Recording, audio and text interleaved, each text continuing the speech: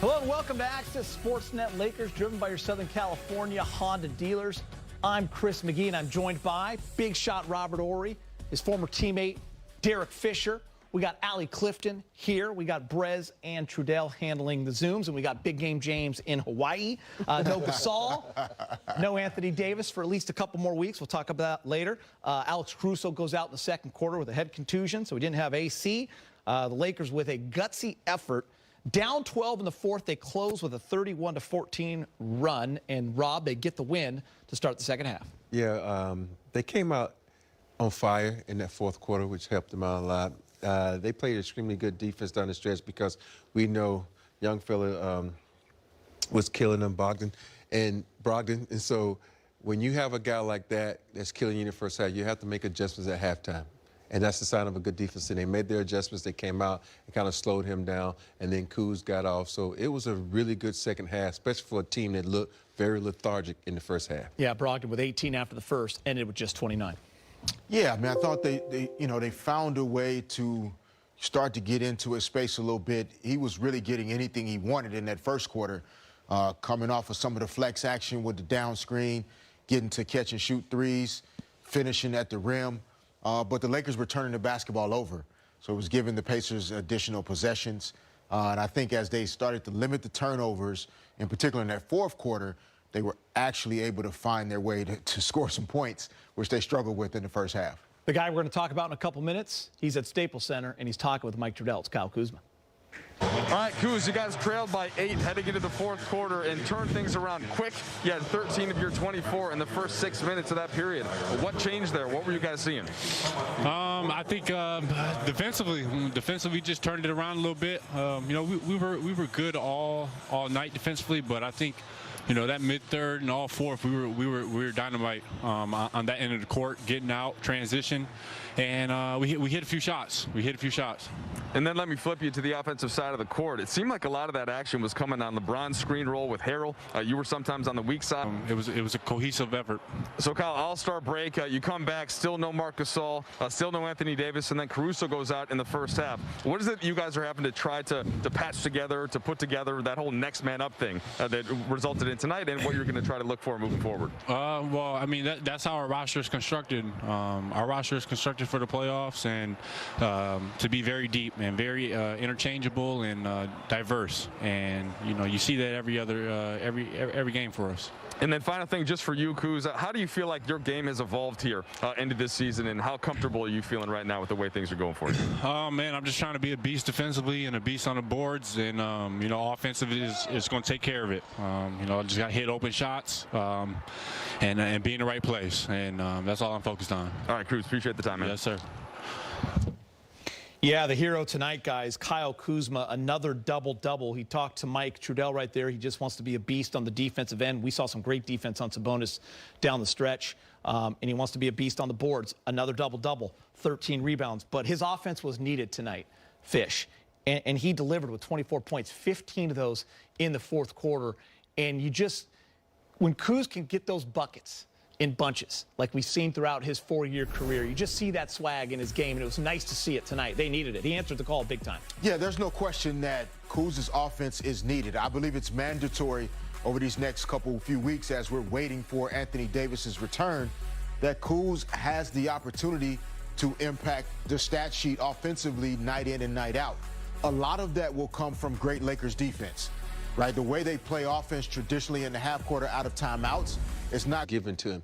Before, he would go out and just take bad shots because he wants to get up a shot. But now he's playing basketball. He's playing team basketball and understanding what he can do. This is the thing. A lot of guys say, oh, I think I can do that, but you cannot do that. But that's the way he used to play. Now he's like, can I do that? Yes, I can. And he does the things on the court to make the team better. He's getting to the basket. He's blocking shots. He's going to offensive rebounds. He's doing a little bit of everything to make himself successful, not just running down to a corner, shooting threes like he did in his first couple of years. You use the word maturity, and we've talked a lot about Kuz and how much he's grown up and how much last year helped him. And we also talked in the pregame show about a guy like Michael Cooper, hopefully going into the Hall of Fame, and you two, guys who've sacrificed individual accolades, statistics to be a part of championship teams. Fish, how hard is it for a young guy like Kuz to understand and learn how to impact a team, not just in the box score? I assume it has been extremely difficult, and I think we saw that struggle for him in the first few years in the league, really trying to find his way, kind of part of what felt like was going to be a rebuild, and then all of a sudden LeBron James comes and everything has changed. And I think he's really struggled to find his way. Does he belong? Does he fit?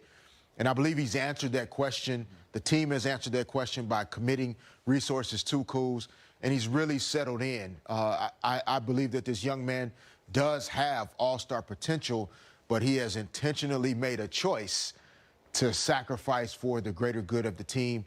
He enjoyed that feeling of holding that trophy last year in the bubble, and he wants it again. Is that probably what you're proud of most about with him? That he's kind of learned how to sacrifice? Oh, yeah, no doubt, because that's one of the biggest things I tell kids when I talk to them. You're going to have to sacrifice. Everybody can't be the top scorer. Everybody can't be the rebounder, but you have to sacrifice to make the team better. And sometimes during that sacrifice, you're making yourself better. And I think Kuz is making himself better because he's not going out trying to say, hey, run this play for me. Oh, you're not running this play for me? Oh, I'm going to make my own play by going to the offensive rebound. And his work on the defensive end, we can't talk about it now.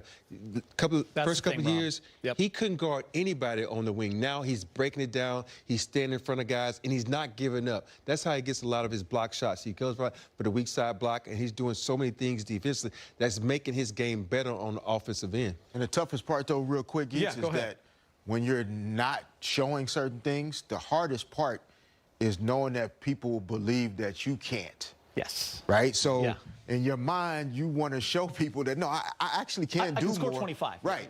But and having to tell yourself that and choosing to say, no, no, no, the team needs me to do A, B, and C. And that's what Rob is really speaking to. Kuz recognizes this is what the team needs me to do in order for us to win. And he has committed to that. And then his offense follows from that commitment to the team. Yeah, when you're the one young guy, one of two young guys on a championship team filled with veterans, you learn that in a hurry, and I think he did. Guys, I'd be remiss if I didn't mention this Lakers offense through 3 quarters. Really struggling. No AD, no Gasol. We talked about Alex Caruso going out. Fish, you even said at halftime, listen, they still got to win it on the defensive end, and you got to get stops. They're shooting just 38% in those 3 quarters. When I say Kuz answered the bell, he really needed to because they were stagnant. Now, they came alive in that 4th quarter, but it was a struggle until that point. It really was a struggle. I think the turnovers in the first half really made it difficult to find some rhythm. They got to the free throw line a lot, which is a good thing in the first half, but it breaks the timing of the game up. There's a lot of stoppage, a lot of whistles. I thought as that 4th quarter started, they found a flow. I thought LeBron, you know, I chose him before the game to really see, like, which game was he going to come out and play. Was he going to go for 30 to make sure that they won the game? He chose the chess game. 18, 19 points, 10, 11 assists, making sure that they still keep the balance, and that's what really got Kuz going.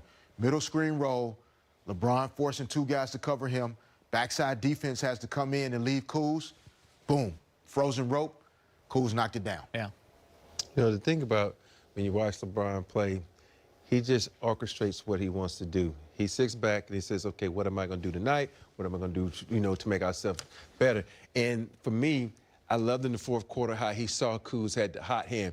He ran that little play for Kuz to run baseline, had a double screen on the baseline. Kuz go to the corner to shoot 3, but he missed it. But LeBron still had faith in him to run that play and came back down knowing that guys who are hot sometimes do miss a shot. So he came down and ran another play for him, got him in the corner on that play for the 3 where the guy did a pump fake flyby. So that's the thing that you love about a smart player.